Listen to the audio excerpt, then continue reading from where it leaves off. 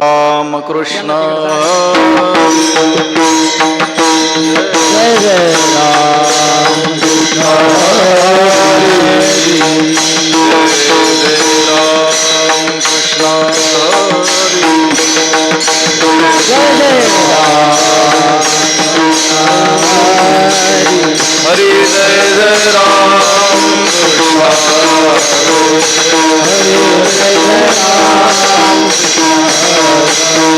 हरि जय जय राम जय जय राम जय जय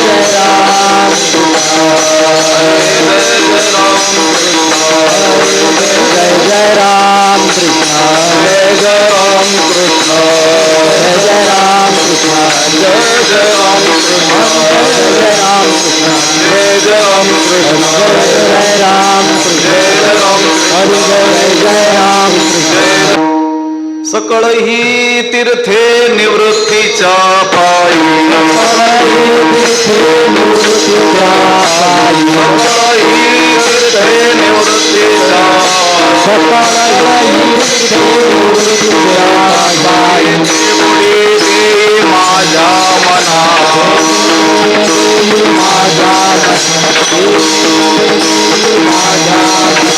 सकळ ही तीर्थे निवृत्तीच्या पायी सकळ ही तीर्थे निवृत्तीच्या पायी येथे बुडी दे माझ्या मना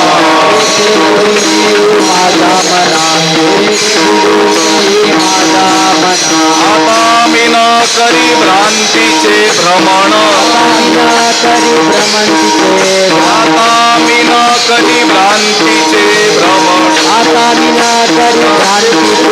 वृत्तीसी मार्जन केले असे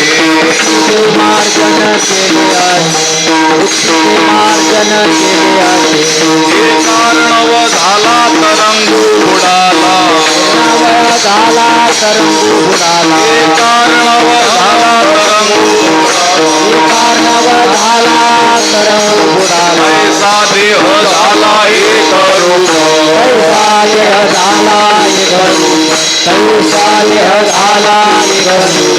आता मी न करी भ्रांतीचे भ्रमण आता मी न करी भ्रांतीचे भ्रमण वृत्तीचे मार्जन केले असे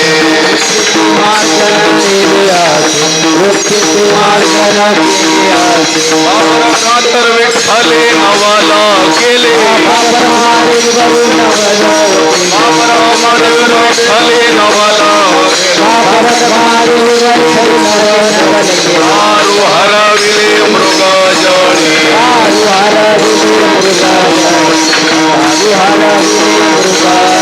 आता मी ना करी भ्रांतीचे भ्रमण आता मी न करी भ्रांतीचे भ्रमण वृत्तीसी मार्जन केले असे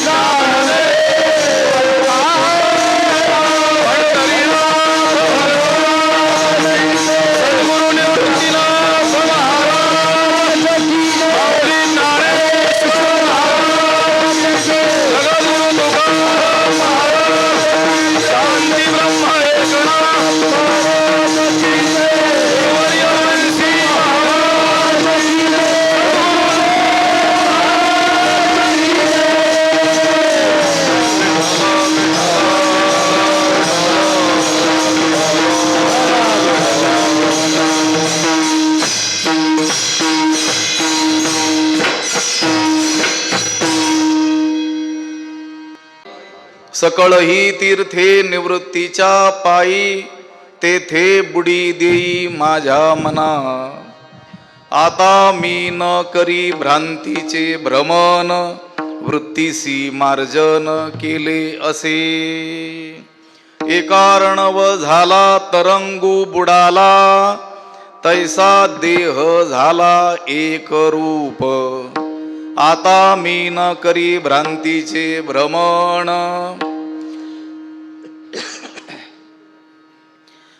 वृत्तीसी मार्जन केले असे. बाप रखुमादेवर विठ्ठले नवल केले तारू हरविले मृगजळी. आता मी न करी भ्रांतीचे भ्रमण वृत्तीसी मार्जन केले असे. श्रीकांतं कमलावरं वररुचिं श्रेष्ठं रमावल्लभं मोक्तारं कलिपङ्कमग्नजनता वृन्दस्य भक्तप्रियं. गोगोपी गणवेष्टितं मधुरया वाण्यास्तुतं सज्जनैः तं भीमातटवासिनं प्रभुवरं श्री पांडुरंगं भजी.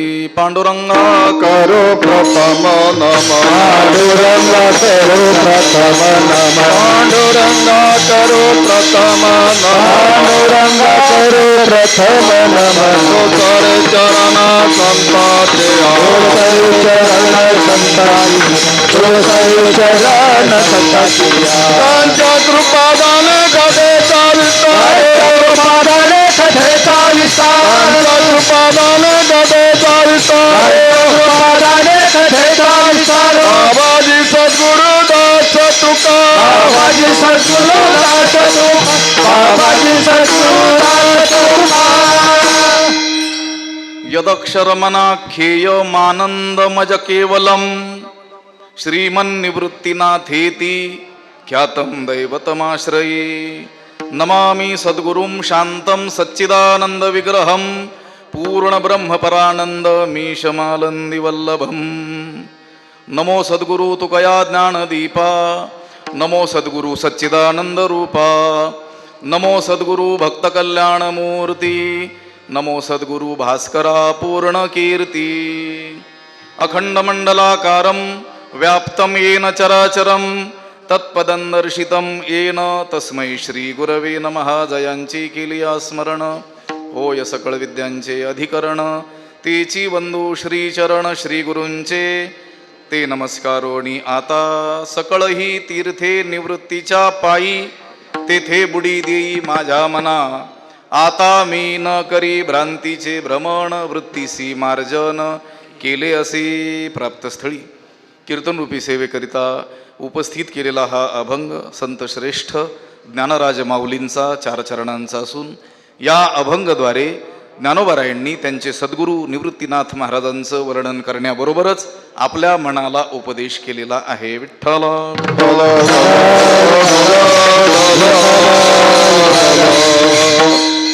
या वद्यवारीच्या निमित्तानं या पुण्यपावन क्षेत्री आपण ही जी सेवा करतो आहोत. आजची ही वारी विशेष वारी आहे.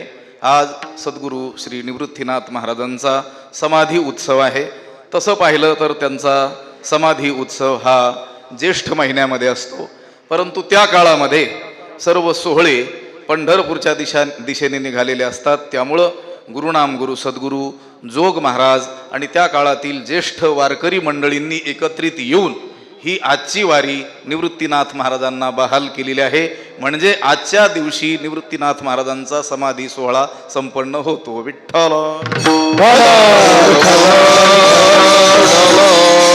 गेल्या वर्षी आपण या ठिकाणाहून जो सोहळा काढला ग्रंथराज श्री ज्ञानेश्वरी पालखी सोहळा नगरमध्ये आपण मुक्कामाला असताना त्याच्या अगोदर तिथं मुक्कामाला असलेली सद्गुरू निवृत्तीनाथ महाराजांची पालखी आपल्या पालखीची आणि त्या पालखीची भेट झाली होती. त्यांनी वाटेने तो सोहळा साजरा केला, परंतु सर्व वारकऱ्यांना त्या सोहळ्याला येणं शक्य नसतं आणि त्यांचा देखील त्या स्थानावर सोहळा न होता वाटचालीतच होतो. म्हणून आजचा हा जो दिवस आहे पौष वद्य जी वारी आहे ही वारी सगळ्या वारकऱ्यांच्या मताने जोग महाराजांच्या आज्ञेनुसार सूचनेनुसार ही निवृत्तीनाथ महाराजांना बहाल केलेली आहे. आज खरं तर त्र्यंबकची मोठी काय आहे वारी आहे. अनेक वारकरी तिकडे गेलेले आहेत. मग आपण काय वारकरी नाहीत का आहोत? लक्षात आलं का? जरी आता इथं आपण शरीराने असलो तरी आपल्याला हे आता चिंतन करता करता आपण मनाने कुठं असणार आहोत, तिथंच असणार आहोत. अनेक वारकरी तिकडून वारी करून आलेले आता इथं दर्शन करून गेलेले आहेत. विठ्ठला. कीर्तनकाराला बोलवलं कशासाठी असतं? कीर्तन अभंगाचं सांगण्याकरता. हे बाकीचं सगळ्यांना ठाऊक असतं, लक्षात आलं का? फक्त औपचारिकपणा असतो, ते बोलावं लागत असतं. पण ते शेवटी बोललं पाहिजे. आणि सुरुवातीला बोलण्याचा प्रसंग आला तर 1-2 मिनिटात बोललं पाहिजे. आम्ही बऱ्याच ठिकाणी पाहिलं आणि तुम्ही पाहिलं असेल आमच्यापेक्षा जास्त, 1 तास प्रस्तावनाच चालते. आणि मग कीर्तनकार काय म्हणत असतो, आता उरलेल्या वेळामध्ये आपण अभंगाकडे वळू. मग अगोदर काय झालं होतं लक्षात नाही. ही उर्वरित वेळेत अभंग नसतो बघायचा, सगळ्या वेळेत अभंग बघून उर्वरित वेळेत हे सांगायचं असतं. विठ्ठला.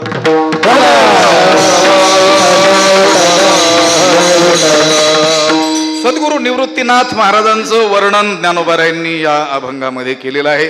ज्ञानेश्वरीमध्ये आपण नेहमी वाचतो, सतत पारायण करणारी आपण मंडळी आहोत, भाग्यवान मंडळी आहोत. ज्ञानेश्वरीची रचना ज्या स्थानी झाली त्या स्थानाच्या आसपास आपला जन्म झालेला आहे. आपलं पूर्ण जीवन व्यतीत त्या स्थानाच्या जवळपास होत आहे. हे आपलं काय आहे, परम मोठं काय आहे, भाग्य आहे. महाराष्ट्रभरातून लोक इथं एखादं तरी पारायण आम्हाला ज्ञानोबारायांच्या समक्ष जिथं ज्ञानेश्वरी सांगितली तिथं घडावं अशी इच्छा ठेवतात. आणि वर्षभर पारायणाला लोक येत असतात, समूहानं येतात. 8-10 जणांचा समूह, कधी कधी 550 लोक, 100-200 लोक मंदिरामध्ये सतत पारायण चालू राहतं.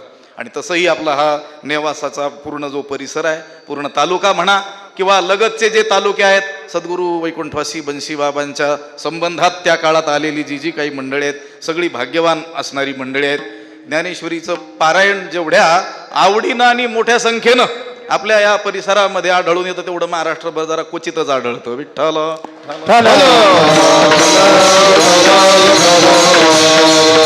पण हे आता आपल्याला दिसत असलं तरी याच्या मागं या संतांचे मोठे काय आहेत, कष्ट आहेत. पूर्ण आयुष्य त्यांना त्याच्यासाठी व्यतीत करावं लागलं. त्यावेळेस ही ज्ञानेश्वरीची गोडी, आवड, वाचनाची आवड आपल्या लोकांमध्ये काय झालेली आहे, निर्माण झालेली आहे. बाबांनी त्याच्याकरिता पूर्ण आयुष्यभर काय केले, प्रयत्न केले. त्यांच्यानंतरच्याही महापुरुषांनी, अनेक त्यांच्या समवेतच्या महापुरुषांनी प्रयत्न केले. असं सांगतात जुन्या लोकांकडून, आपण नेहमी ऐकत आलेलो आहोत. पूर्वी पारायणं व्हायची, पण ही सामुदायिक पारायणं होत नसायची. अशी ज्ञानेश्वरी घेऊन बाजूबाजूला लोक बसायचे. कोणाचा पहिला अध्याय चालू आहे, कोणाचा दुसरा अर्धा झालाय, कोणी तर तिसऱ्याच्याही पुढं गेलंय, असं व्हायचं. पण ही सामुदायिक पद्धत जी आहे ती सद्गुरू वैकुंठवासी बाबांनी आणली. आणि त्या काळामध्ये लोकांना ते सामुदायिक पारायण कसं केलं जावं याचं मार्गदर्शन व्हावं म्हणून त्या काळात वैकुंठवासी पूजनीय वेळुकर महाराजांना बाबांनी या ठिकाणी पाचारण केलं. विठ्ठला.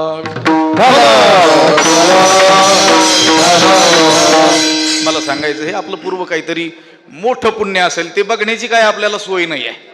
लक्षात आलं का? आपलं नेमकं पुण्य किती आहे हे बघण्याची सोय नाही आहे. पण अनुमानानं आपण सांगू शकतो की ज्या अर्थी आपला जन्म या भारत भूमीत, महाराष्ट्र भूमीमध्ये वारकरी परंपरेमध्ये आणि संतांच्या सानिध्यात झालेला आहे, त्या अर्थी आपलं अगणित काय असलं पाहिजे, पुण्य निश्चितच असलं पाहिजे. ही ज्ञानेश्वरी नेहमी आपण वाचतो. ज्ञानोबारायांनी जिथं कुठं संधी त्यांना मिळेल तिथं तिथं सद्गुरूंचं वर्णन केलेलं आहे. विठ्ठला. उलट श्रोत्यांना आणि सद्गुरू निवृत्तीनाथ महाराजांना ज्ञानोबारायांना थांबवावं लागतंय. तू संत स्तवनी रतसी तरी कथेची से न करीसी. ज्ञानोबा, तू जर संत स्तवन करायला लागलास, गुरु वर्णन करायला लागलास, तर मूळ कथा भाग हा बाजूला राहतो. म्हणजे त्यांना आवडत नाहीये आपलं वर्णन केलेलं, त्या श्रोत्यांना आवडत नाहीये, सद्गुरू निवृत्तीनाथ महाराजांना आवडत नाहीये ज्ञानोबारायांनी वर्णन केलेलं. बरं, ज्ञानोबाराय चुकीचं वर्णन करतील असं नाही आहे, त्यांचं एक अक्षर देखील व्यर्थ नाही आहे. त्यांच्या एका अक्षराला महान अशी काय आहे, किंमत आहे. पूर्वी कधीतरी बोललो असेल मी कुठंतरी कीर्तनात किंवा इथंही, व्याकरणशास्त्र आहे ही समस्त जी शास्त्र आहेत ही साधन शास्त्र आहेत. ही शिकायची कशाकरिता, पुढची शास्त्र कळावीत म्हणून. शब्द व्युत्पत्तीचं शास्त्र, व्याक्रियन्ते व्युत्पाद्यन्ते शब्द हा अनेन व्याकरणम. शब्द कसा निर्माण होतो, शब्द कैसा घडीजे. ज्ञानोबाराय म्हणतात हे मला कळत नाही, पण त्यांनाच सगळं कळतं. शब्द कसा घडतो, प्रमेय कैसेनी चढीजे, अलंकारू म्हणजे काय ते नेने, त्यांनाच सगळं कळतं. पण हे जे शास्त्र आहे याला व्याकरण शास्त्र म्हणत असतात. आणि ते साधन शास्त्र आहे, ते मुख्य शास्त्र नाही आहे. ते साधन शास्त्र आहे. ते शिकून पुढचं शिकता आलं तर उपयोग, नाहीतर व्याकरण शिकूनही काय होत नाही, उपयोग होत नाही. आमचे सद्गुरू स्वामीजी महाराज, स्वामी भारतानंदगिरीजी महाराज नेहमी सांगायचे त्यांच्याकडे येणाऱ्या विद्यार्थ्यांना, अरे बाबांनो, तुम्हाला जर 5-7 वर्ष राहण्याची तयारी असेल तरच हे शिकायला आरंभ करा, नाहीतर ही लघु कौमुदी शिकता शिकता एवढे हाल होतील आणि पुढे जर सोडून गेले तर मग याचा काही उपयोग व्हायचा नाही. त्याच्यापेक्षा तिकडे जाऊन भजन करा किंवा दुसरे ग्रंथ उलटे सुलटे पाठ होतील एवढ्या कष्टामध्ये. लक्षात लागतील. लघु सिद्धांत कौमुदी ह्या टोकाची त्या टोकाला जर वृत्तीसहित म्हणून द्यायची असेल तर ज्ञानेश्वरी उलटी सुलटी पाठ होईल. विठ्ठला ते म्हणायचे, पुढचं वेदांत शास्त्र जर शिकता येत असेल तरच हे शिका, कारण साधन हातात आल्यानंतर मग साध्य शास्त्र शिकायचे. मला काय सांगायचंय म्हणजे व्याकरण शास्त्र महत्वाचं जरी असलं तरी मुख्य शास्त्र इतकं ते महत्वाचं नाही आहे. तरी देखील त्या व्याकरण शास्त्राच्या जाणकारांनी, त्या वैयाकरण लोकांनी, त्यांच्यामध्ये अशी एक म्हण आहे प्रचलित की ते शब्दांचा उपयोग करताना अतिशय तोलून मोलून करतात. तू कोणी घेतले मोती जैसे ज्ञानोबा तर म्हणतात, पण ते सुद्धा अत्यंत शब्दाचा प्रयोग अत्यंत जपून करतात. त्यांना जी गोष्ट सांगायची असते ती ज्या शब्दात सांगायची आहे त्याच्यात जर अर्ध मात्रा कमी वापरता आली तर त्यांना प्रचंड आनंद होतो. 3 अक्षरात जर सांगता आला विषय आणि त्यांना वाटलं हाच विषय 2.5 अक्षरात सांगता येऊ शकतो, तर त्यांना इतका आनंद होतो. किती आनंद होतो. पुत्रोत्सवम मन्यन्ते वैयाकरणाः, अर्धमात्राला गवेन पुत्रोत्सवम मन्यन्ते वैयाकरणाः. अर्धमात्रा जर वाचवता आली तर घरी मुलगा जन्माला आल्याचा आनंद त्या वैयाकरणांना होतो. विठ्ठला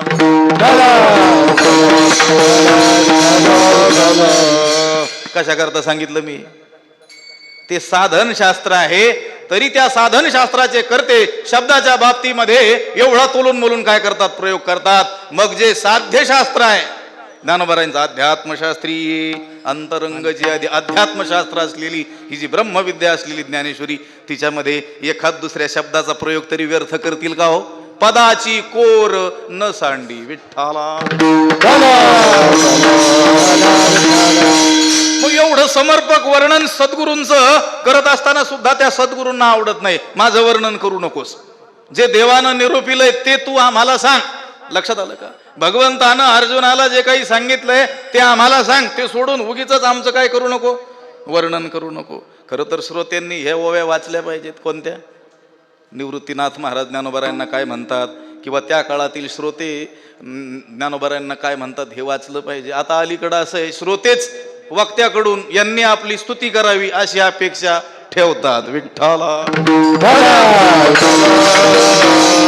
तू अभंगाचं सांग, नाही तर तिकडं मातीत जा, पण आमचं वर्णन कर.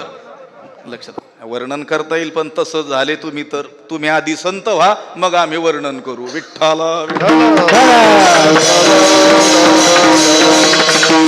सद्गुरू निवृत्तीनाथ महाराजांचं वर्णन मी आरंभाला श्लोक बोलून गेलो ना मनामध्ये. अमृतानुभवाच्या आरंभाला 5 श्लोक ज्ञानोबारायांनी रचलेले आहेत. अत्यंत उत्कृष्ट नमुना आहे तो. कुणाला वाटत असेल ज्ञानोबारायांनी मराठीमध्ये का ग्रंथ रचला, त्यांना संस्कृतमध्ये काही रचता येत नव्हता का, त्याने ते 5 श्लोक बघावेत. लक्षात आलं का. ज्ञानोबाराय संस्कृतामध्ये असा ग्रंथ रचू शकले असते जो संस्कृत जगतात सर्वश्रेष्ठ ठरला असता, पण त्यांना या आपल्या मराठी भाषिकांची कळकळ होती म्हणून त्यांनी संस्कृतामध्ये ग्रंथरचना केली नाही, प्राकृतात ग्रंथरचना केली. अहो ते श्लोकच काय, काही नमनाच्या ज्या ओव्या आहेत त्या ओव्या सुद्धा पहा, संस्कृत निष्ठ भाषा आहे. नमो सुभाव भजन भाजना भवे भकुंभ भंजना विश्वोद्भव भुवना श्री गुरुराया. आमचे श्री गुरु कसे आहेत. नमो सुभाव भजन भाजना, ज्यांचा शुद्ध असा भाव आहे त्यांच्याकडून जे भजले जातात. विठ्ठला अलीकडच्या काळात लोक ज्यांना गुरु मानतात किंवा आपला मार्गदर्शक मानतात, ज्यांना महाराज वगैरे मानतात, त्यांचं वर्णन वेगळ्याच रीतीनं करतात. असं वर्णन केलं पाहिजे. नमो सुभाव भजन भाजना, ज्यांचा शुद्ध भाव आहे त्यांच्याकडून भजले जाणारे निवृत्तीनाथ महाराज आहेत. लोकलौकिकामध्ये एखाद्याचं मोठेपण सांगताना ते सांगतात आमचे महाराज खूप मोठे आहेत का, त्यांच्या कीर्तनाला सारे पुढारी येतात. लक्षात आलं? वारकरी किती येतात याच्यावर ठरवलं पाहिजे. विठ्ठला अनेक ओव्या आहेत. असो, ज्ञानोबारायांनी निवृत्तीनाथ महाराजांचं तोंड भरून वर्णन केलं. 18व्या अध्यायाचा शेवट आपण पाहतो. जय जय देव जय जय देव. 10 ओव्यांमध्ये देव शब्दाचा काय केलेला आहे, प्रयोग केलेला आहे. पण प्रत्येक ठिकाणी असलेल्या देव शब्दाचा अर्थ थोडा थोडा काय आहे, भिन्न आहे. एकच अर्थ नाही आहे.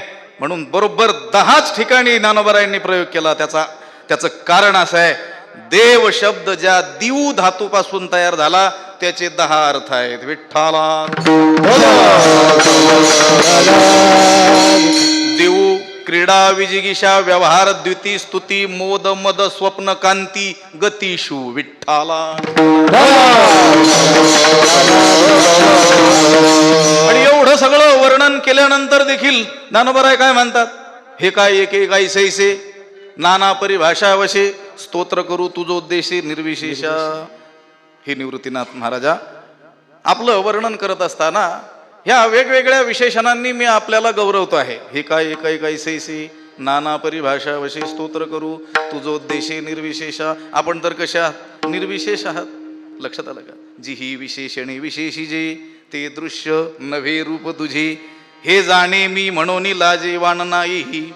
हे निवृत्तीनाथ महाराजा आपलं वर्णन करत असताना आपल्याला जी जी उपमा मी द्यावी, जी ही विशेषणी विशेषी दे, ज्या ज्या विशेषणांनी आपला गौरव करावा, आपल्याला समुद्रासारखं म्हणावं, आपल्याला आकाशासारखं म्हणावं, आपल्याला पृथ्वीसारखं व्यापक म्हणावं, या भौतिक पदार्थांचाच आश्रय घेऊन मला आपल्याला उपमा द्यावी लागते.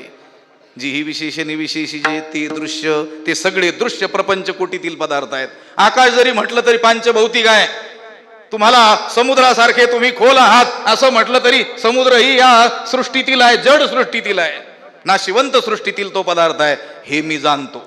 जी ही विशेषणी विशेषी जे ते दृश्य नव्हे रूप तुझे हे जाणे, हे मला कळत नाही असं नाही आहे, हे सगळं मला कळतं. म्हणून मी लाजेवान नाही. आपलं वर्णन करण्यामध्ये मला लाज वाटते. विठ्ठला लाज वाटते म्हणजे आपल्याला देखील काही काही लोकांचं वर्णन करावं वाटत नाही, पण करावं लागतं त्यावेळेसही लाज वाटते. तशी नाही लाज वाटत. लक्षात बर बोललेलं कळायला लागलं. नेवासा तालुक्याला काय अडचण नाही. पूर्वी आम्हाला हीच अडचण होती. म्हटलं आपण नेवास्याला स्वीकारू शकतो, पण त्या लोकांना आपला स्वीकार होईल की नाही कोणाच ठाऊक. पण काही नाही, अडचण नाही राहिली आता. लक्षात आलं का? कधी कधी प्रसंग येतात ना. मला वाटतं तिथं कुठंतरी बोललो होतं एका कीर्तनामध्ये, गीता जयंतीच्या कीर्तनात मी बोललो होतो. कधी कधी आपण वर्णन करत असतो आणि ते वर्णन करतानाच आपल्याला असं वाटत असतं. काय वाटत असतं? ज्याचं आपण वर्णन करतो आहोत त्याला असं वाटत असेल एवढं तर मी नाही आहे. कळतंय का काही? विठ्ठल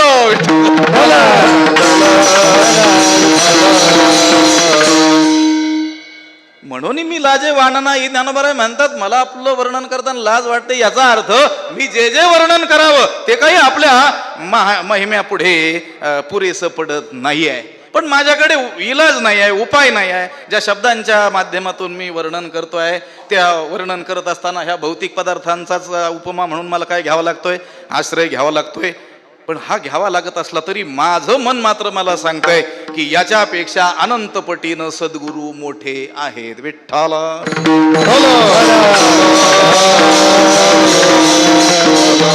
सर्व ठिकाणी अभंगांमध्ये देखील आपण जर पाहिलं ज्ञानेश्वर महाराजांच्या, तर सद्गुरूंचं मोठं काही केलेलं आहे, वर्णन केलेलं आहे. सद्गुरूंना देव तर म्हटलेलं आता मी सांगितलेच आहे. अनेक रीतीनं काय केलेलं आहे, वर्णन केलेलं आहे. आजचा हा जो अभंग या प्रसंगी आपण चिंतनाला घेतला, या अभंगामध्ये देखील सद्गुरू निवृत्तीनाथ महाराज नेमके किती मोठे आहेत, नेमके काय आहेत, हे अभंगाच्या पहिल्याच्या सकळा तीर्थे निवृत्तीचे पायी सकळा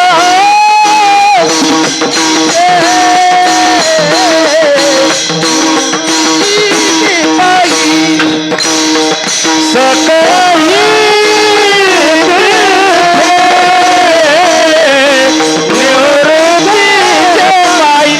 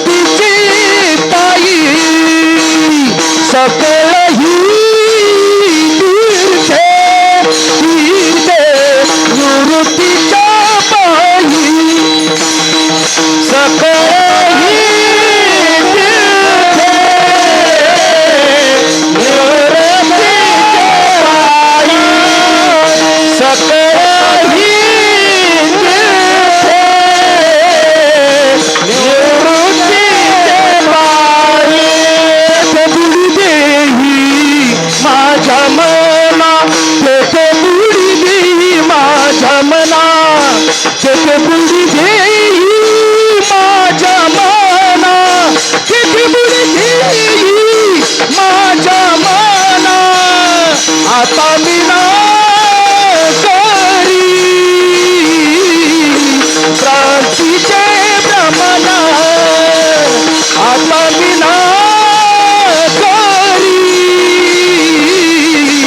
क्रांतीचे भ्रमण मुळे माझ्या मला तेथे उडी देई माझ्या मला तेथे उडी देई माझ्या मला तेथे उडी देई माझ्या मला आता तरी रात्रीचे भ्रमण आता विना करी रात्रीचे भ्रमण सकळ तीर्थी निवृत्तीच्या पायी तिथे बुडी देई माझ्या मना तिथे बुडी देई माझ्या मना तिथे बुडी देई माझ्या मना सकाळी तिथे निवृत्तीचे पायी तिथे बुडी देई माझ्या मना तिथे बुडी देई माझ्या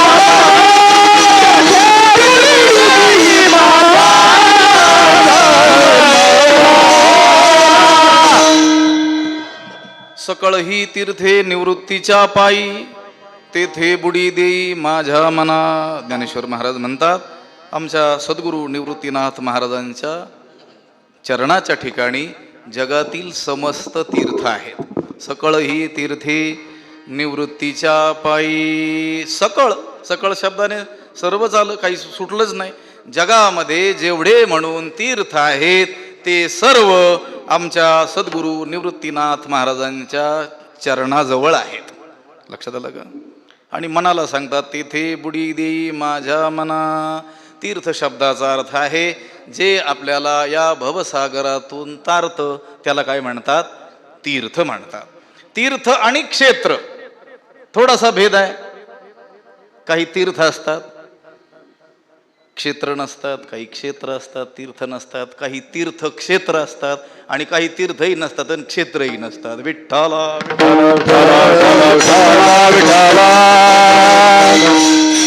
तीर्थ शब्द थोडक्यात आपला सोपा अर्थ सांगतो.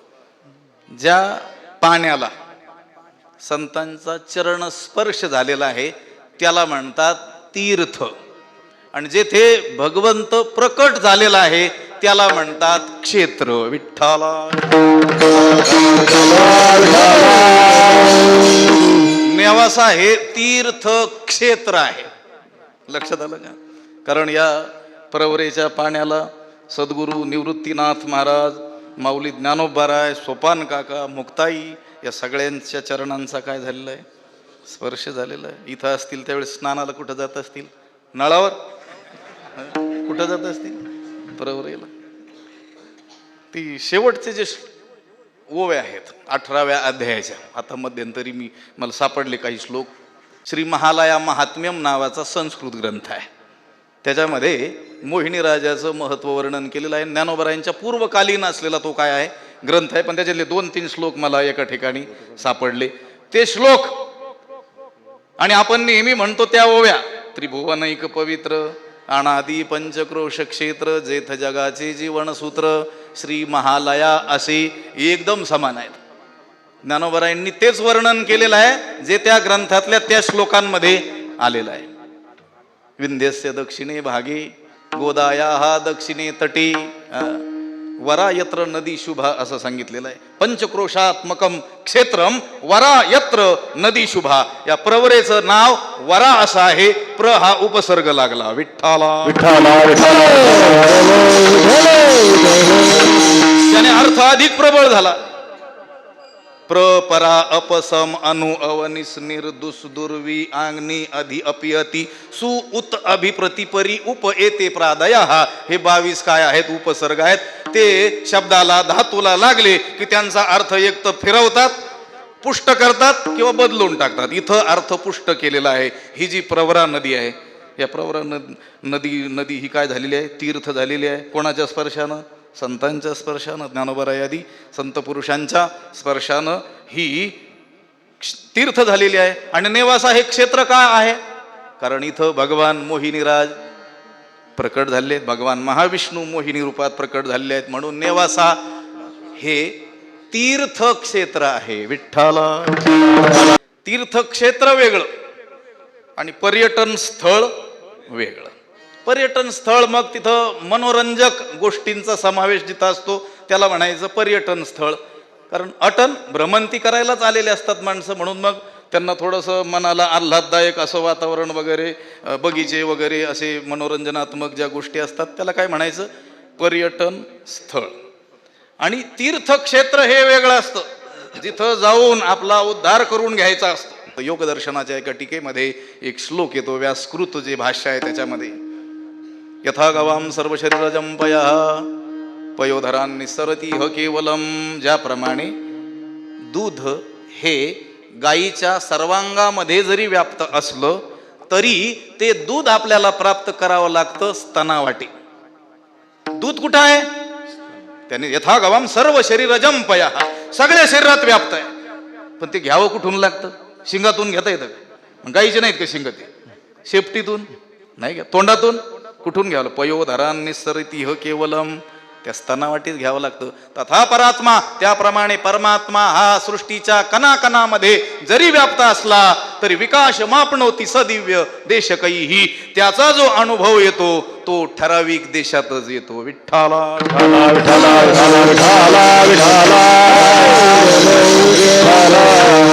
आपण ज्ञानेश्वरीची पारायण किंवा भजन ही साधना करणारी माणसं आहोत. आपापल्या घरी आपण करतो, गावी आपण करतो, पण इथं जे पारायण केलं त्यानंतर जो आनंद प्राप्त होतो तो काय असतो? आगळा वेगळाच होतो. चित्तवृत्ती एकाग्र करायला इथली जी स्पंदन आहेत ती कारणीभूत ठरत असतात. आता ज्ञानोबारायांनी इथं ज्ञानेश्वरी साक्षात सांगितली. आपल्यासारखे त्यांचे काही सामान्य शब्द होते काय आकाशामध्ये विरून जायला?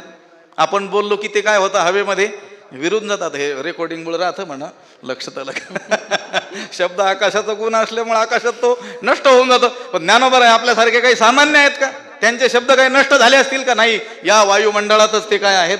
शब्द आहे. आणि त्याची आपल्याला काय येते? अनुभूती येते. आपला जसा स्तर वाढत जातो तसा आपल्याला काय येतो? अनुभव येतो. मला काय सांगायचं?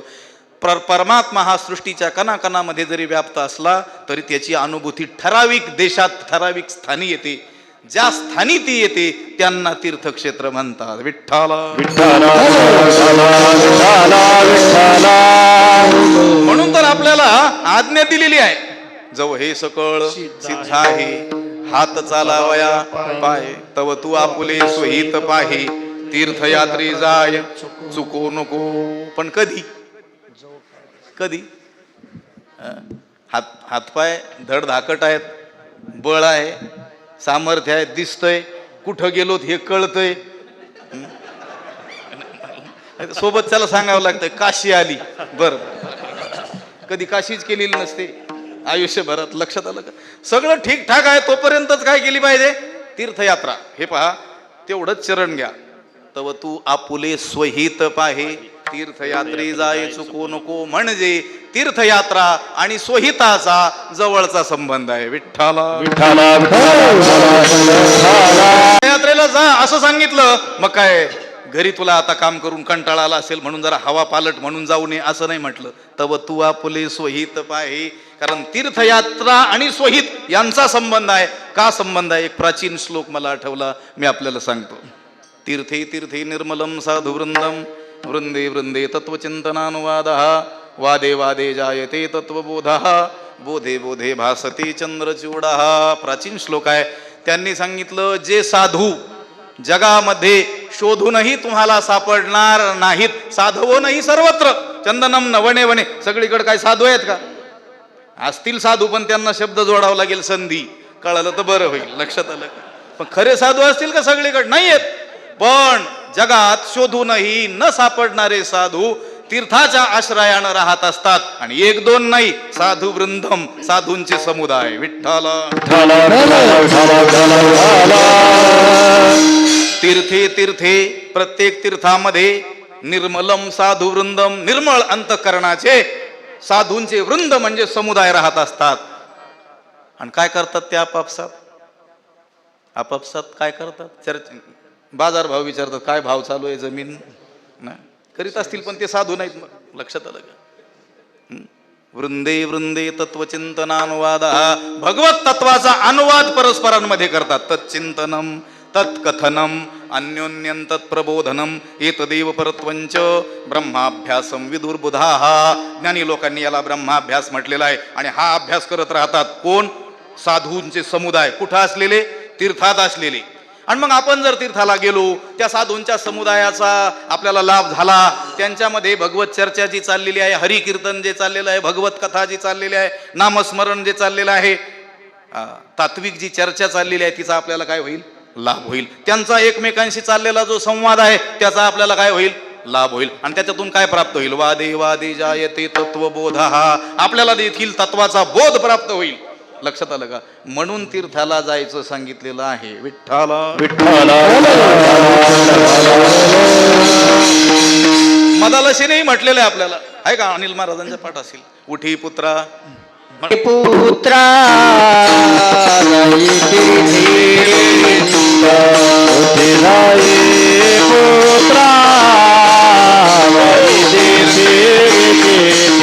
साधू आणि संत तेथे असती उदंड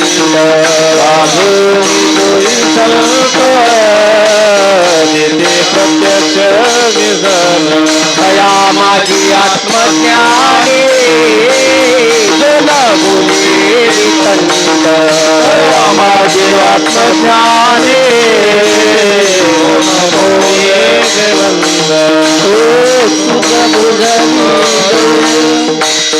ज्ञान दिवनी प्रचंड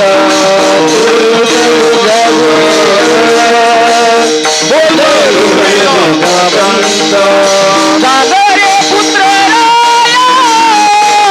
गाई श्री गुरु शरण उठी पुत्र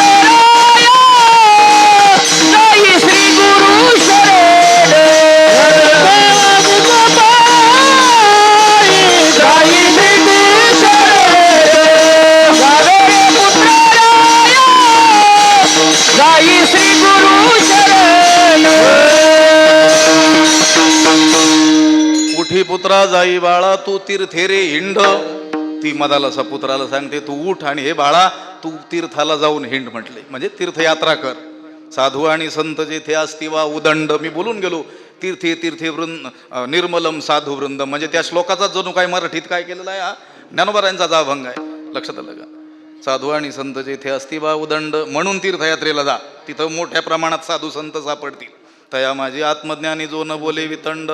मग त्या साधूंमध्ये आत्मज्ञानी कोण आहे, कसा ओळखायचा? जो फार बकबक करीत नाही तो. लक्षात आलं का? म्हणजे ज्यादा कीर्तनाला पळत नाही तो. लक्षात आलं का? तया माझी आत्मज्ञानी जो बोले न वितंड. वितंड हेत्वाभास इत्यादी सांगितले. बडबड करत नाही, फार आपल्या आत्मचिंतनामध्ये मग्न असतो. तो तू गुरु करी, हा तो तुझं बुझविल प्रचंड, त्याला तू काय कर? गुरु कर. मला सांगायचं, तीर्थयात्रेला जाण्याची आज्ञा सूचना शास्त्राने संतांनी आपल्याला जी दिलेली आहे ती या कारणामुळं तिथं गेल्यानंतर सत्संगती आपल्याला घडेल आणि अनायासे आपलं हित होईल. विठ्ठला अशी अनेक तीर्थ या जगाच्या पाठीवरती आहेत, अनंत तीर्थ आहेत. लक्षात आलं का? या भारत भूमीमध्ये तर तीर्थांची काही कमतरताच नाही. आपल्याकडं 4 धाम आहेत, सप्तपुऱ्या आहेत, 12 ज्योतिर्लिंग आहेत, आणि ह्या महान नद्या तर या काय आहेत? गंगेचे यमुनेचे गोदावरी सरस्वती नर्मदे सिंधू कावेरी जलेस्मिन सन्निधिं कुरु. याही नद्या महानद्या आणि त्यांना जोडणाऱ्या ह्या उपनद्या सुद्धा काय आहेत? या भारतभरामध्ये तीर्थच आहेत. आपण जर एक 5, 25, 30 किलोमीटर प्रवास केला की काहीतरी एखादं तीर्थ, एखादं क्षेत्र आपल्याला नक्की काय होतं? आढळतं. ही आपल्यावर ईश्वराची काय आहे? कृपा आहे. म्हणून तर शास्त्रामध्ये सांगितलेलं आहे की ते लोक धन्य आहेत जे भारतात जन्मले. विठ्ठला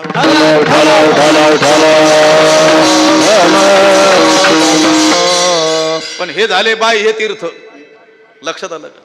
हे सगळेच आपण पाहिलं ना, 12 ज्योतिर्लिंग असेल, 4 धाम असतील, हे सगळे जे महानद्या असतील, अनेक आणखी पंढरपूर आळंदी सारखे आणखी काही क्षेत्र असतील. लक्षात आलं का? हे झाले बाह्य तीर्थ. आंतरतीर्थांचं वर्णन सुद्धा केलेलं आहे. तसे तर 2 प्रकार आपल्याला आणखी करता येणं शक्य आहे. की भौमतीर्थ आणि जंगम तीर्थ. भौमतीर्थ म्हणजे या भूमीवरील तीर्थ, अचल स्थिर एका जागीच असलेले क्षेत्र. आणि जंगम तीर्थ म्हणजे संत, त्यांच्याकडे यायचंय आपल्याला. विठ्ठला तीर्थ हे आपल्या पापाचा नाश करतील यात शंका नाही. ज्या ज्या तीर्थाचं जे जे महत्व शास्त्रामध्ये सांगितलेलं आहे ते अक्षरण अक्षर खरं आहे, पण ते केवळ पापाचा नाश करतील, पाप वासनांचा नाही. विठ्ठला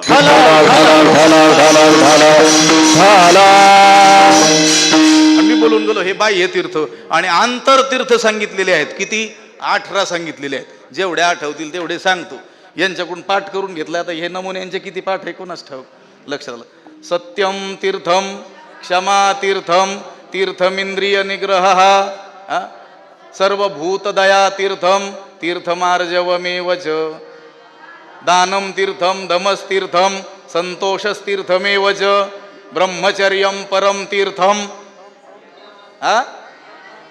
काय नियमस्तीर्थम उच्यते, मंत्राणाम तु जपस्तीर्थम, तीर्थम तु प्रियवादिता, ज्ञानम तीर्थम, धृतिस्तीर्थम, अहिंसा तीर्थमेव च, आत्मतीर्थम, ध्यानतीर्थम, पुनस्तीर्थम, शिवस्मृती. विठ्ठल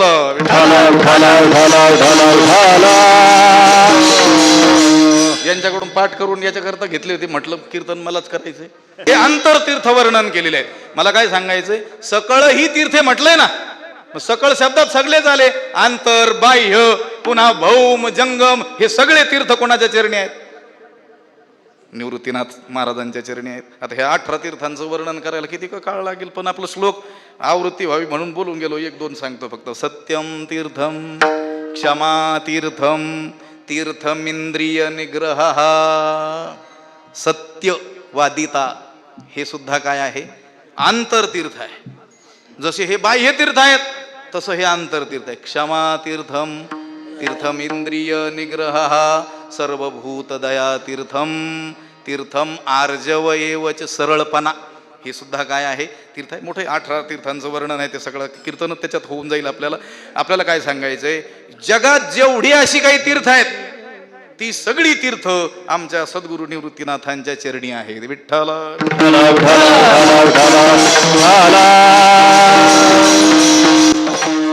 तीर्थे तया ठाया,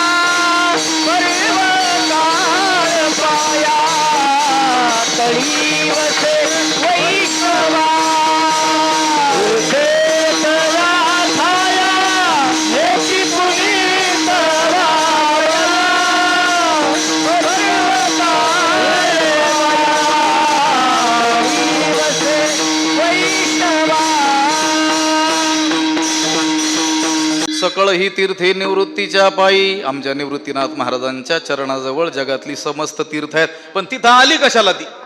लक्षात आलं का? आपलं स्थान सोडून हे सगळं समस्त तीर्थ त्या चरणाजवळ आले कशाला? तीर्थे तया ठाया, तया ठाया, त्या संतांच्या चरणाजवळ येती कशाकरिता? पुनीत व्हावया, पर्वकाळ पाया तळी वसे वैष्णवा, पुनीत व्हावया, म्हणजे जगातील लोकांना पापापासून मुक्त करणारे तीर्थ, जगातील लोकांना पावन करणारे तीर्थ ते स्वतः पावन होण्याकरिता संतांच्या चरणाजवळ तीर्थे पर्वताळ तीर्थे पर्वताळ तीर्थे पर्वताळ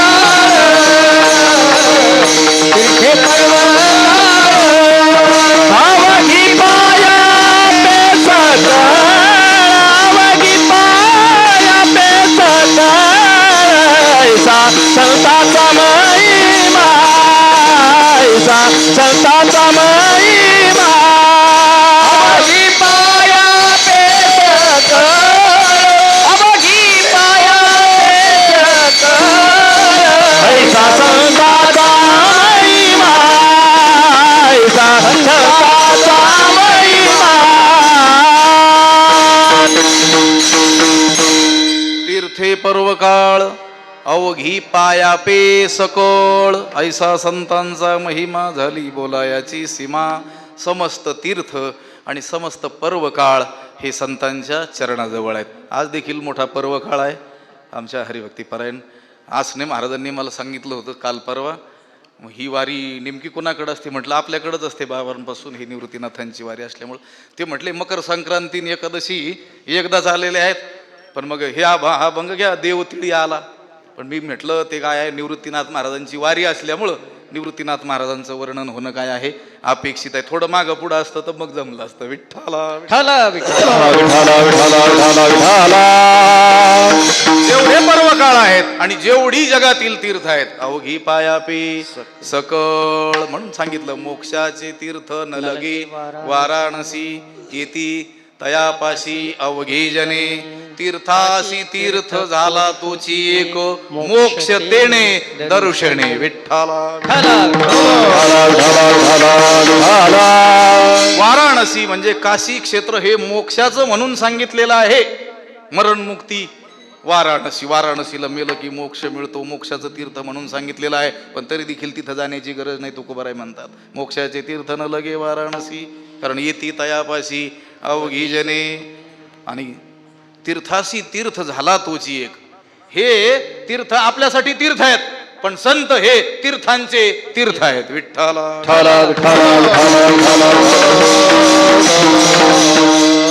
येती पुनीत व्हावया कशाकरिता येतात ते स्वतःला पवित्र करण्याकरिता. जे जगाला पवित्र करतात पण जगाचे दोष नाहीसे करता करता तेच काय होऊन जातात मलिन होऊन जातात. आपण कथा भाग नेहमीच ऐकत आलेलो आहे की नाही. सूचना करून पुढे चालेल. त्या पुंडलिक महाराजांच्या संबंधातला दृष्टांत कुक्कुट स्वामींच्या मठामध्ये त्यांना अपर मध्यरात्री 3 मलिन अशा स्त्रिया जाताना दिसल्या आणि तिकडून येताना अगदी दिव्य स्वरूपामध्ये दिसल्या. त्यांनी विचारलं जाताना तर तुम्ही अतिशय मलिन वस्त्र आणि मलिन वेश असा धारण करून गेलेल्या पण आता तर अगदी दिव्य वेश दिव्य कांती धारण करून आलेले आहेत. तर त्यांनी सांगितलं आम्ही कोण आहोत गंगा यमुना सरस्वती आणि याच्यामध्ये आमच्यामध्ये दिवसभर ही सगळी लोक काय करतात स्नान करतात. कशा करता करतात. आपण घरी आंघोळ करत नाही म्हणून चंद्रभागेला जातो काय कशाला जातो आपल्याला ठाऊक आहे आपल्याकडून कळत न कळत काही दोष घडलेले आहेत. ते दोष क्षालन करण्याकरिता पापक्षालनार्थ आपण तीर्थांचा काय करतो आश्रय करतो. पण ते तीर्थाने आपलं धुतलेलं पाप कुठं जातं त्यांच्याकडे राहतं. मग त्यांच्याकडे असलेलं पाप त्यातून मुक्तता होण्याकरता ते कुठं जातात ते संतांच्या आश्रयाला येतात. वावया निर्मळ आपणासी वावया निर्मळ आपणासी वावया निर्मळ आपणासी वावया निर्मळ आपणासी त्यांची इच्छा करती नित्य काळ त्याची इच्छा काळ त्यांची इच्छा करती नित्य काळ त्याची इच्छा करती नित्य काळ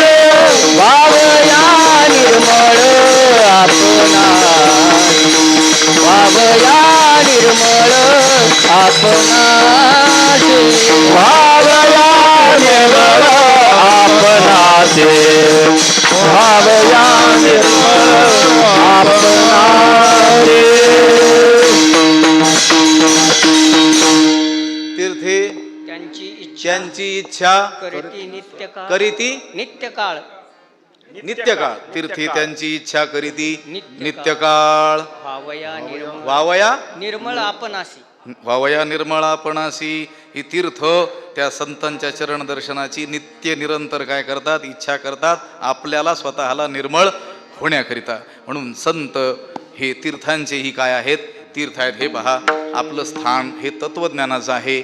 आपण तत्वपूजक लोक आहोत, त्यामुळं चमत्काराला आपल्याकडे स्थान नाही. तरी देखील एक गोष्ट मी आपल्याला सांगतो. विठ्ठला नेवासा बुद्रुकमध्ये गेल्या वर्षी त्या कोणते महाराज नाथबाबांच्या पुण्यतिथीच्या कीर्तनाला, त्या सप्ताहामध्ये त्यांच्या पुण्यतिथीच्या दिवशीच इथं माझं कीर्तन तिथं होतं. आणि त्या कीर्तनाला गेलेलो असताना इंदोरमधील एक दत्त उपासक योगी पुरुष इथं आले होते दर्शनाकरता. आणि त्यांनी महाराज कुठं गेले असं विचारलं. इथल्या लोकांनी सांगितलं कीर्तनाला गेलेले आहेत, पण कीर्तन 7 ते 9 असल्यामुळे एक 20-25 मिनिटात येतील बुवा. मग ते म्हटले थांबतो. त्यांच्यासोबत काही मंडळी देखील होती, नेवासकर काही त्यांच्या परिचित असलेले. मग ते म्हटले व्यर्थ 10-20 मिनिटं तिथं बसण्यापेक्षा मी पुन्हा आपल्या पैस खांबाजवळ बसतो. मग ते ध्यानस्थ बसले. योगामध्ये त्यांची गती असल्यामुळं. आणि तिथून मी आल्यानंतर भेटलो तर त्यांनी मला सांगितलं, मला एक चमत्कार इथं आढळला. काय आढळला तर एक कुणीतरी योगी पुरुष, कुणीतरी संन्यासी वेशधारी आणि अशी भिक्षा मागत मागत इथं आले आणि माऊलींच्या त्या पैस खांबातच लुप्त झाले असं मला ध्यानामध्ये दिसलं. म्हटलं कसं कसं त्यांचं वर्णन होतं. त्यांनी वर्णन सांगितलं. मग माझ्याकडं त्या नाथबाबांचं चरित्र त्या लोकांनी दिलेलं होतं की कीर्तनात थोडासा भाग सांगता यावा म्हणून. मग मी तो फोटो त्यांना दाखवला. ते म्हटले हेच होते. लक्षात आलं का? मला सांगायचं आहे का याच्यातून, ज्ञानोबरायांच्या दर्शनाला जगातील समस्त संत येतात. तो महात्मा योगात गती असणारा होता म्हणून त्याला आढळलं. विठ्ठल.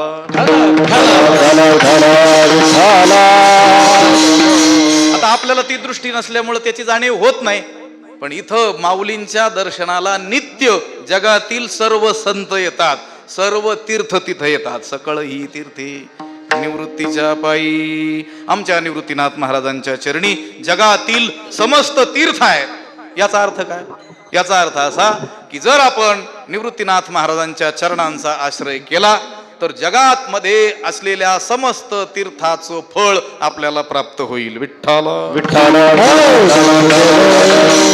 ज्ञानोबराय त्यांच्या मनाला सांगतात, तेथे बुडी देई माझ्या मना. हे माझ्या मना, त्या निवृत्तीनाथ महाराजांच्या चरणाजवळ काय दे, बुडी दे. हे तीर्थात गेल्यानंतर सुद्धा काय करावं लागते, बुडी द्यावी लागते की नाही. वर स्नान केलं जमल काय? किती थंडी वाजत असली तरी नाक दाबून. काही काही महाभाग तर म्हणतात ती बुडी देतानाच माळच निघून गेली म्हणतात. काल परवात आता आम्ही फटकळच माणसं आहोत, काही बोलून जातो उगीच. काही म्हणजे जे बोलायचं तेच बोलून जात, तसं काही नाही. म्हटलं अहो ही माळकरी आहेत का माणसं? एका ठिकाणी आम्ही गेलतो. ते म्हटलं हो, 1 जण आहे त्यांच्यातले. म्हटले मग बाकीचे? ते म्हण नाही येत. आणि नंतर पुन्हा कळालं ते म्हणले होते पण ते नदीतच गेली त्यांची. मी म्हटलं तिकडून आल्यानंतर माळा घालायच्या असतात, सोडून नसता यायच्या. विठ्ठला.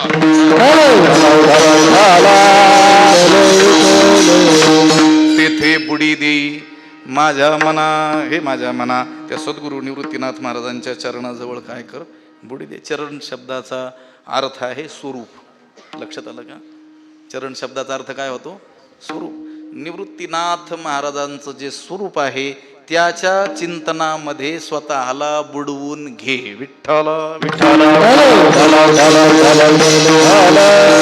काय आहे निवृत्तीनाथ महाराजांचं स्वरूप? हे तर झालं त्यांचं बाह्य वर्णन, सकळही तीर्थी निवृत्तीच्या पायी.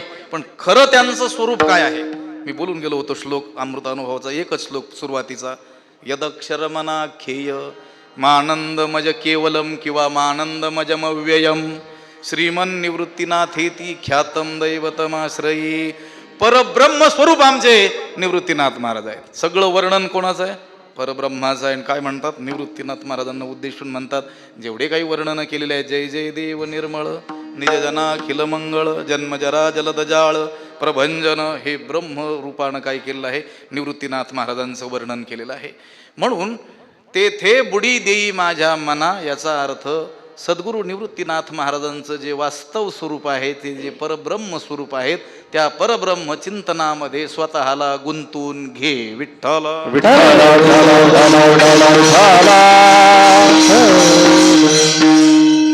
आपण देखील आपल्या मनाला असं काय केलं पाहिजे, उपदेश केला पाहिजे. करत असतात साधक लोक, नको नको मना गुंतू माया जाळी काळाला जवळी. साधक लोक करत असतात, हे म्हणा या मायाजाळामध्ये आपल्याला अडकून घेऊ नको, हा काळ आपला ग्रास गिळण्याकरता जवळ आलेला आहे. आपण काय झालं पाहिजे, सावध झालं पाहिजे.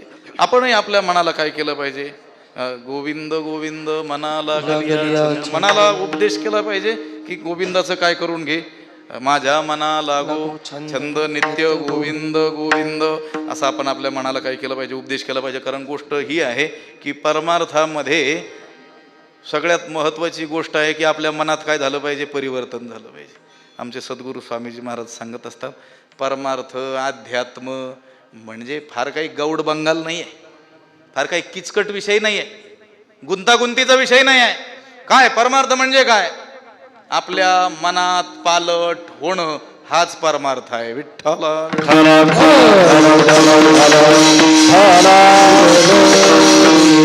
आपल्या विचारात परिवर्तन होणं हाच काय आहे, परमार्थ आहे. जर परमार्थात येऊन 25 वर्ष उलटून गेलेले असतील आणि विचार तसेच असतील तर आपला परमार्थ फळलेला नाही. विठ्ठल मी त्या मध्य प्रदेशामध्ये ज्यावेळेस शिकायला होतो विद्यार्थ्यावस्थेमध्ये, तिथल्या ब्रह्मलीन स्वामी रामानंद सरस्वती महाराजांनी सांगितलं होतं प्रवचनामध्ये की रस्त्याने 2 माणसं चाललेली आहेत. एक साधक आहे, 10-20 वर्षे परमार्थाची साधना करतोय, म्हणजे आपल्या भाषेत कोणीतरी वारकरी आहे. आणि दुसरा एक संसारी सामान्य माणूस आहे, कोणीतरी चाललेला आहे.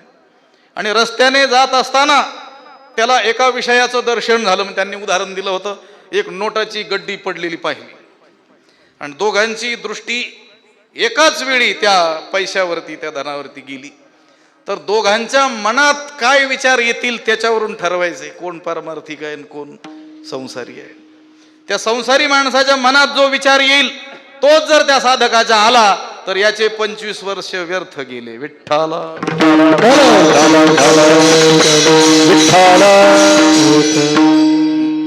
परमार्थात आल्यानंतर शरीरात नाही बदल होत.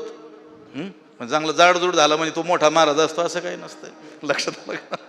सद्गुरू आपले गाथामूर्ती राऊत बाबांनी सांगितलं होतं, ते म्हटले असं चांगला जाडजूड झाला, चांगला असा चमकायला लागला म्हटले. लक्षात आलं का, म्हणजे मग त्याचा परमार्थ फळाला आला असं नाही. काय आहे, तपाचं तेज वेगळं असतं. लक्षात आलं का. आणि आपण तपाचं तेज कशाला समजतो, तुपाच्या तेजाला तपाचं तेज समजतो. लक्षात, ज्यांना मानतो त्यांना म्हणतो वा वा वा वा, काय ते गोरे पान आहेत हो. आता गोरे पान नाही व्हायचे तर काय कर, आऊत हाकायचे का त्यांना. लक्षात आलं का. आता तुम्हाला दिवसभर कष्ट करावं लागते उन्हातानामध्ये. लक्षात आलं का. बाह्य स्वरूपावरून कधी ठरवायचं नाही हा साधू आहे की काय, त्याच्या मानसिक स्थितीवरून ठरवायचं. विठ्ठल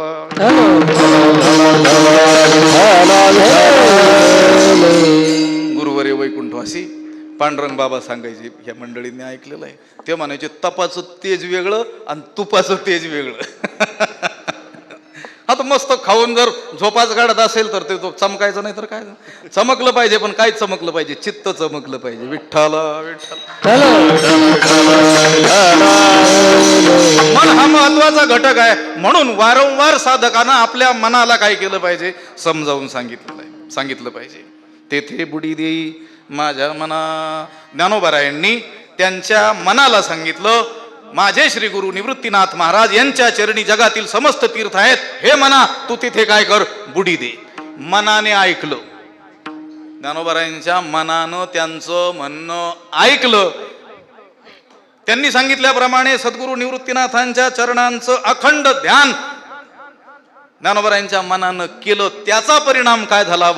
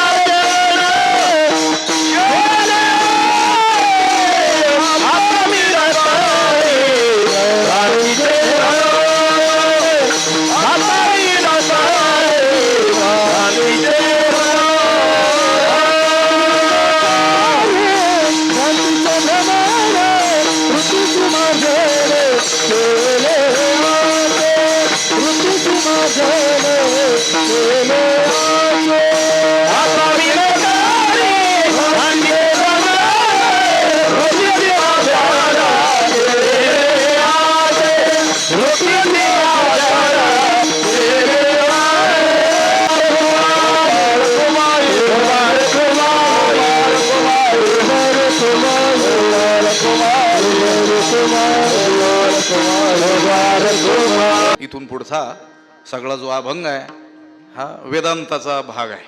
लक्षात आलं का? वृत्तीसी मार्जन केले असे आम्ही आमची वृत्ती सद्गुरू निवृत्तीनाथांच्या चरणचिंतनानं काय केली? शुद्ध केली.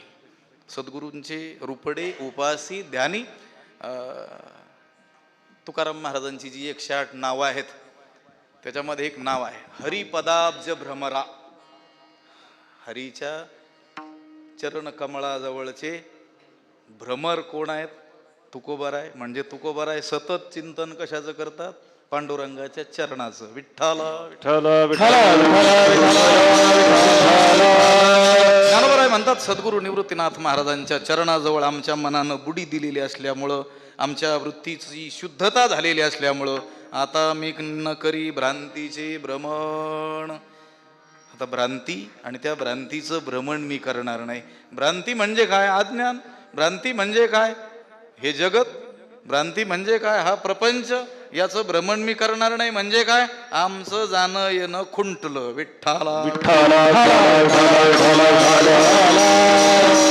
भगवान भाष्यकाराने एका ठिकाणी म्हटलेला अर्धा भाग सांगतात, वेळ संपत आहे. ते धन्या भुवी ही परमार्थ निश्चिते हा शेषास्तु भ्रमनिलयी परिभ्रमंती.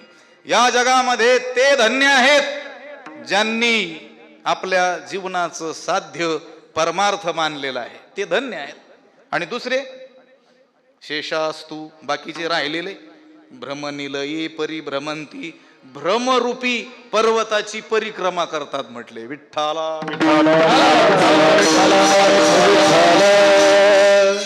आता आज अनेक लोकांनी ब्रह्मगिरीची काय केली असेल? परिक्रमा केली असेल. ओंकारेश्वर पर्वत मानधाता पर्वताची काय करतात? परिक्रमा करतात. आचार्य विनोदानं म्हणतात ही अज्ञानी लोक ज्यांनी आपल्या वृत्तीचं मार्जन केलेलं नाही, ज्यांनी आपला मार्ग परमार्थ हा निश्चित केलेला नाही, ते सगळे भ्रमणच करतात म्हटले. कशाचं? शेषास्तु भ्रमनिलयी भ्रमरूपी पर्वताची काय करतात?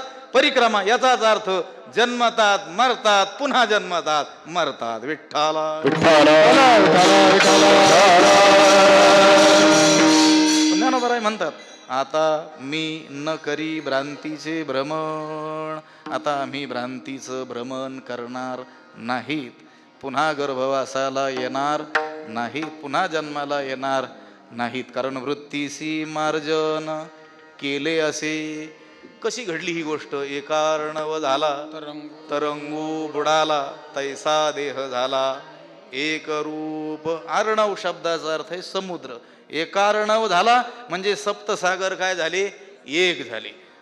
आता सागर आहेत, समुद्र आहेत, विशाल आहेत, पण ते वेगवेगळे आहेत. त्यांना वेगवेगळी काय आहेत? नावं आहेत. आपण म्हणतो की नाही हिंदी महासागर, अरबी समुद्र, आणखी काय काय आहेत त्याला नावं आहेत. पण ही सगळी एक होतात.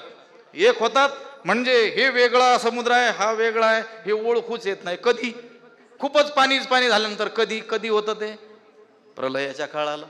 प्रलय काळी एवढा पाऊस पडतो, एवढा पाऊस पडतो की ही पृथ्वी सर्वी पाण्याखाली जाते. किती पाऊस पडतो? त्यांनी सांगितलं 100 वर्ष पडतो. किती पडतो?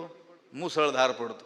आता आपण मुसळधार पाऊस पडला अशा बातम्या ऐकतो, पण ते म्हणण्यात येतं मुसळधार. मुसळधार शब्दाचा ते मुसळा एवढी ज्याची धार आहे. असा किती वर्ष पडतो सलग? 100 वर्ष पडतो. मग राहील का काही? तासभर पाऊस झाला तर सगळे नको नको नको म्हणतात लोक. आता पाठीमाग ही अतिवृष्टी झाली होती, लक्षात आलं का? सगळी जलमय सृष्टी होण्याची वेळ आली होती. असा जर 100 वर्ष पाऊसच पडला मुसळा एवढ्या धारेचा तर राहील का काही? काय होऊन जाईल? एकार्णव. सगळं एकच होऊन जाईल. एकार्णव झाला तरंगू बुडाला. तरंग नाही, लाट नाही, काहीच वेगळं राहणार नाही. सगळं काय होऊन जाईल? एक होऊन जाईल. एकार्णव झाला तरंगू बुडाला तैसा देह झाला ब्रह्मरूप. ज्याला मी परब्रह्म स्वरूप आहे असं दृढ अपरोक्ष ज्ञान झालेलं आहे, अनुभव ज्याला आलेला आहे, त्याच्या दृष्टीनं देखे आपुलिया प्रतिती जगची मुक्त. आत्ताच विषय झाला ज्ञानेश्वरीत आपला 4-6 दिवसात. देखे आपुलिया प्रतिती जगची मुक्त. जो खरा मुक्त आहे त्याला हे समस्त जग मुक्तच दिसतं. तो मुक्त आहे म्हणजे काय? त्याची समजूत मी परब्रह्म स्वरूप आहे. आणि परब्रह्म केवढं? बृहत्वात व्यापकत्वात सगळीकडं तेच ते. मग तेच मी आहे असा ज्याला अनुभव आहे त्याला दुसरा वेगळा कोणी उरतच नाही. एकार्णव झाला तरंगू बुडाला तैसा देह झाला ब्रह्मरूप. त्याच्या दृष्टीनं सगळंच काय आहे? परब्रह्म आहे.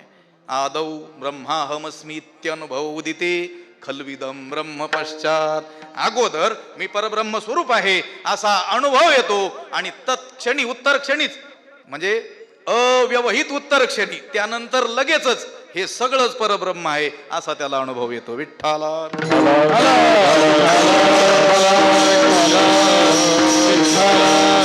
एका रणव झाला तरंगू बुडाला तैसा देह झाला एकरूप. त्या परब्रह्माशी समस्त हे सर्व समस्त जगच त्याला परब्रह्म स्वरूप काय झालं? प्रतीतीला आलं. ज्ञानोबाराय म्हणतात पांडुरंग स्वरूप विठ्ठल स्वरूप असलेले आमचे सद्गुरू निवृत्तीनाथ महाराज जे आहेत त्यांनी काय केलं? नवल केलं. बापरोख महादेवर विठ्ठले नवल केले तारू हरविले मृगजळी. हा जो विषय आहे इथला ह्या शेवटच्या चरणाचा हा अतिशय उच्च असा विषय आहे. अमृतानुभवाचा तो विषय आहे. लक्षात आलं का? तारू हरविले मृगजळी. बापरोख महादेवर विठ्ठले नवल केले किंवा नवल पै केले. विठ्ठल स्वरूप असलेल्या सद्गुरू निवृत्तीनाथांनी एक आश्चर्यच केलं. काय आश्चर्य केलं? तारू हरविले मृगजळी. हे पहा इथं मायेला काय म्हटलं? मृगजळ म्हटलं. मृगजळ नसतं पण भासत असतं. आता त्या मृगजळातून तारून नेण्याकरिता जो तारू आहे ती होडी ती सुद्धा त्याच्यात काय झाली म्हटले? हरपून गेली. याचा अर्थ काय? तारू कशाला म्हणतात? जो तारून नेतो त्याला काय म्हणतात? तारू म्हणतात. मृगजळ म्हणजे इथं काय अर्थाने घ्यायचं? माया. ही माया नदी तारून नेण्याकरिता जे ज्ञान सद्गुरूंनी आम्हाला दिलं ते ज्ञान सुद्धा लोपलं. विठ्ठला साधुबोध झाला तो नुरुनिया ठेला ठाईच मुराला अनुभव. ते ज्ञान सुद्धा काय झालं? विरून गेलं. लक्षात आलं? आता अतिशय काय आहे? उच्च विषय. आपल्याला एवढंच वाटतं अज्ञान जे आहे त्याचं नष्ट करण्याकरिता ज्ञानाचा उपयोग ठीक आहे, पण अज्ञान नाशानंतर ते ज्ञान सुद्धा विरून गेलं पाहिजे. विठ्ठला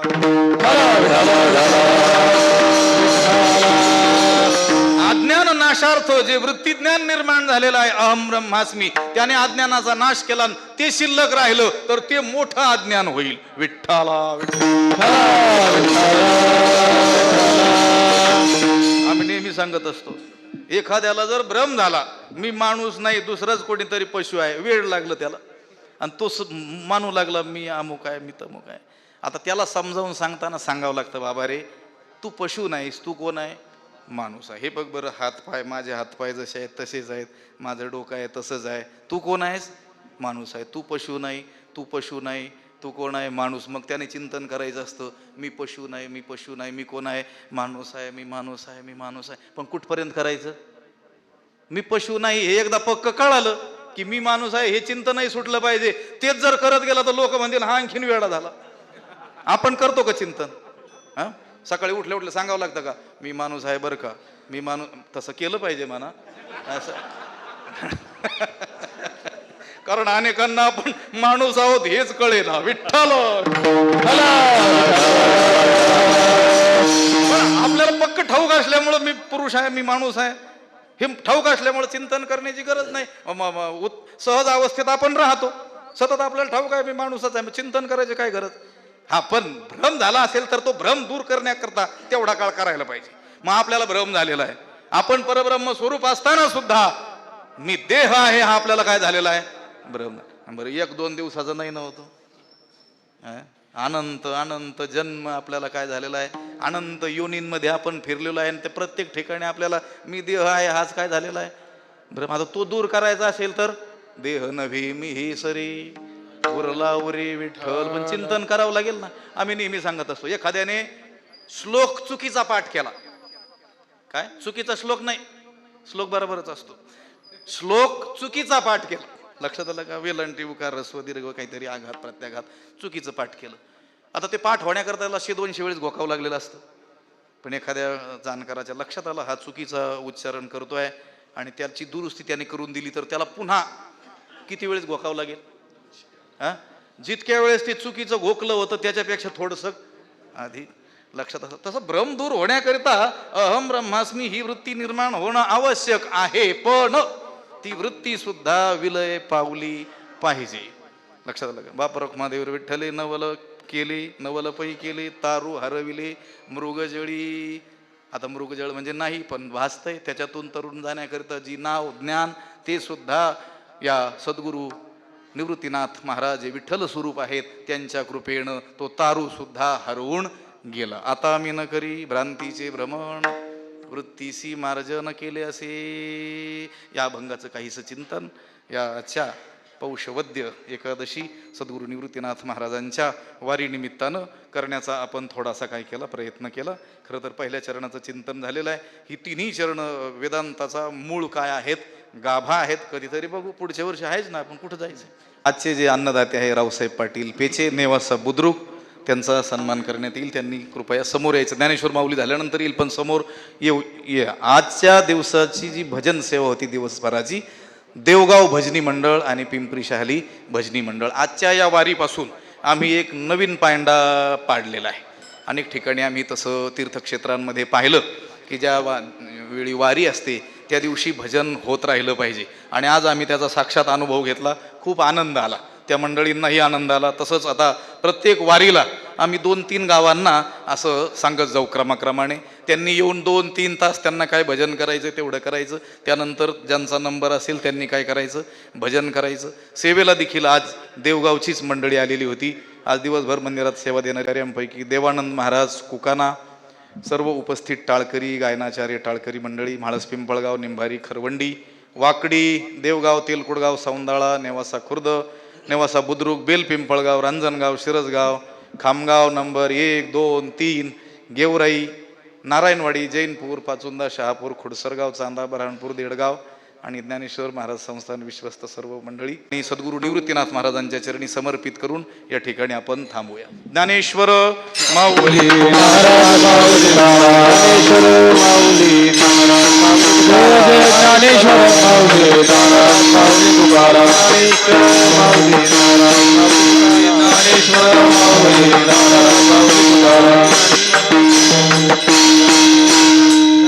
नेवासकर यांचा सन्मान संस्थांतर्फे करण्यात येईल.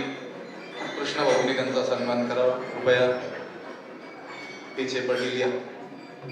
आज अनेक ठिकाणची टाळकरी मंडळी उपस्थित आहेत. सगळ्यांना विनम्रतेनं प्रार्थना आहे, असंच वारीला जर आपण येत गेले तर थोडं आपलं वैभव दिसून येतंय. आपलं वारकऱ्याचं दुसरं काय वैभव आहे, लक्षात आलं का?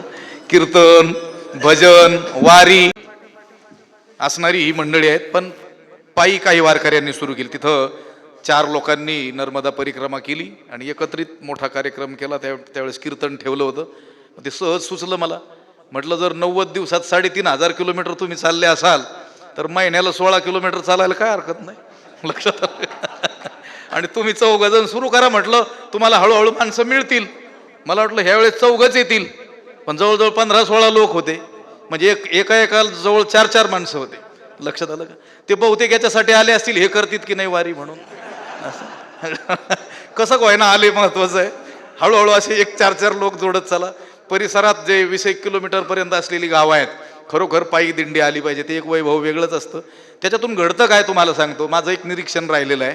दिंडी ज्यावेळेस जाते, नेवाशाकडे येते, त्यावेळेस जी वाटेनं त्यांना पाहणारी जी माणसं असतात, अनायासे त्यांना ज्ञानोबारायांचं स्मरण होतं. अरे दिंडी चालली, कुठं चालली? नेवाशाला चालली, माऊलींना चालली. म्हणजे ते देखील काय मिळतं आपल्याला, करविता व्रत अर्ध पुण्य लाभ. त्यातील एखाद्याला 100 लोकांनी जर दिंडी पाहिली तर एखाद्याला भावना होऊ शकते, चला आपण देखील काय केलं पाहिजे, नेवाशाला गेलं पाहिजे. हा त्याच्यातून मिळणारा एक काय आहे वेगळा लाभ आहे, तो आनंदही वेगळा असतो. तसंही आम्ही नेहमी विनंती करत राहतो. आणि बरीच गावं पायी येणारी आहेत. आज आलेल्या सगळ्या टाळकऱ्यांचं मनस्वी आम्ही संस्थांतर्फे स्वागत करतो. नेहमीसाठी आपण याल तसे तर येतच असतं, पण कामानिमित्तानं काही अडीअडचणी येतात. पण वेगवेगळ्या गावची प्रत्येक महिन्याला जर 4-6 गावची वेगवेगळ्या आली मंडळी तर ते एक वैभव काय दिसेल, वेगळं दिसेल.